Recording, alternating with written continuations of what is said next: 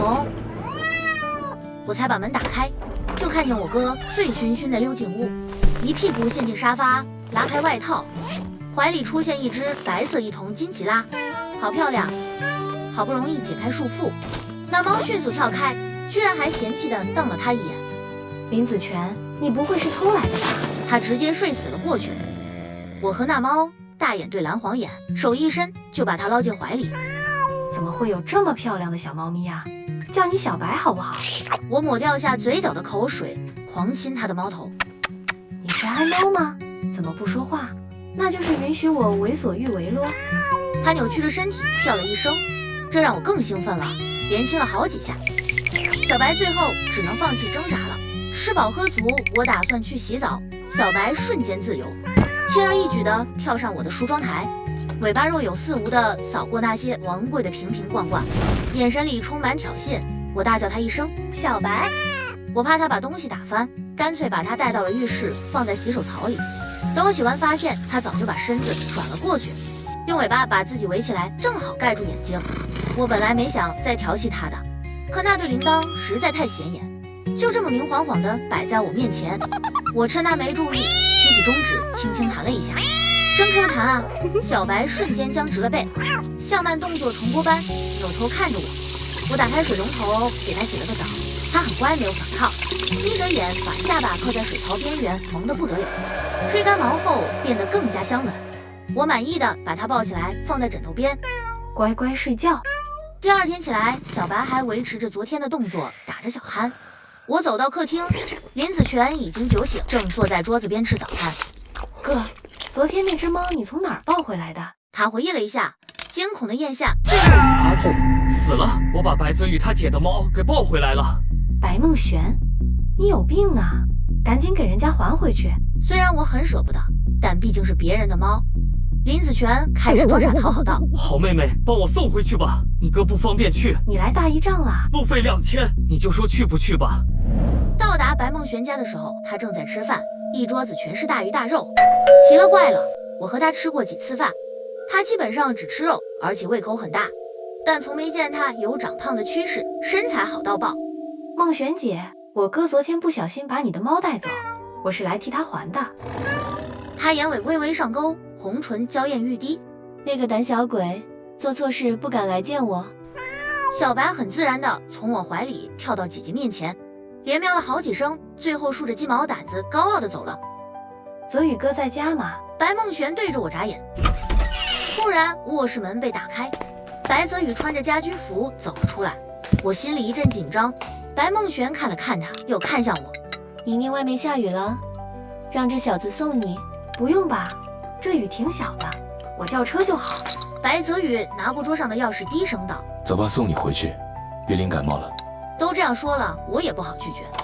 即将出门时，白梦璇在身后叫住我：哎，下次带你哥来，我把猫借给你玩几天。还有这种好事？我点头如捣蒜，想也没想就把我哥卖了。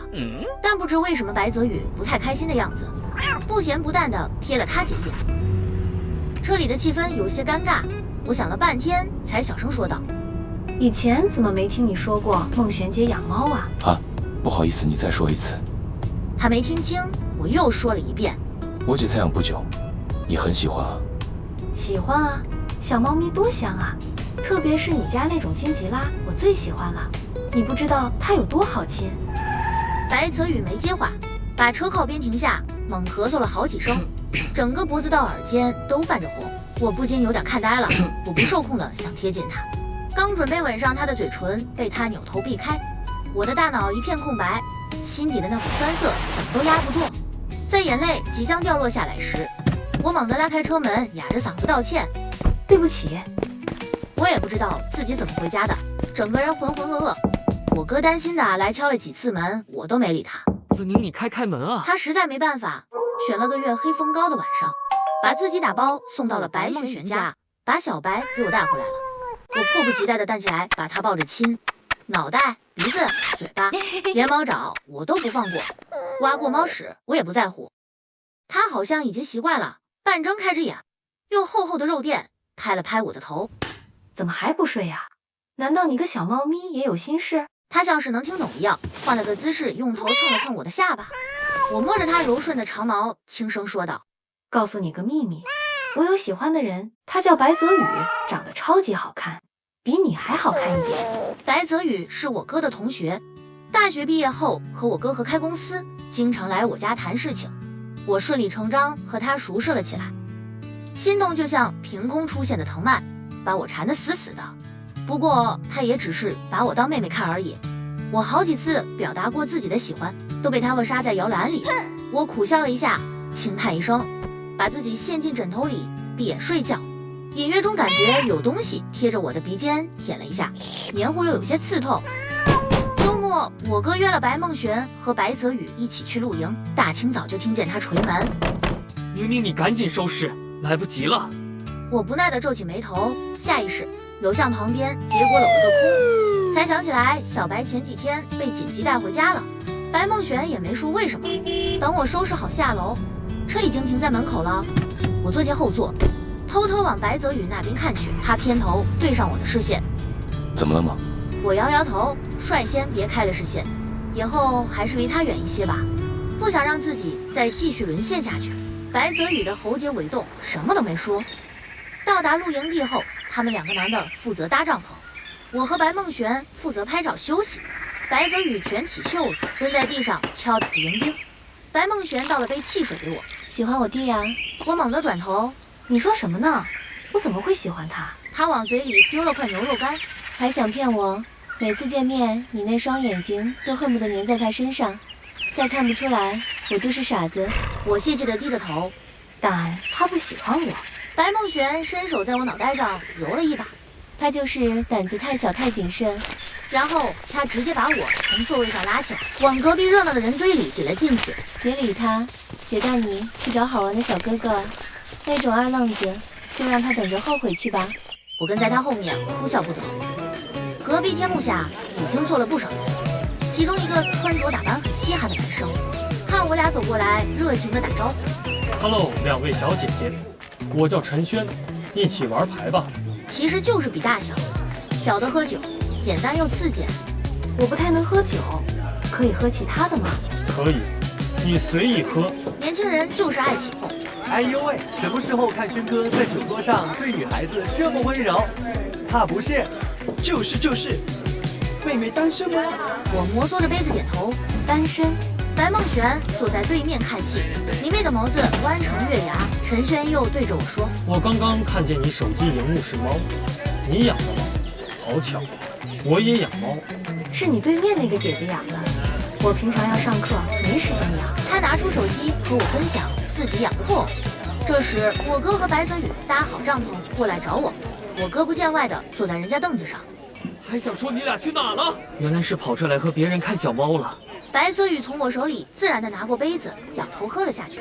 没有小白好看。我憋了憋嘴，看着被他捏住的杯子，内心燥热。那是我的杯子，不过他说的倒是实话。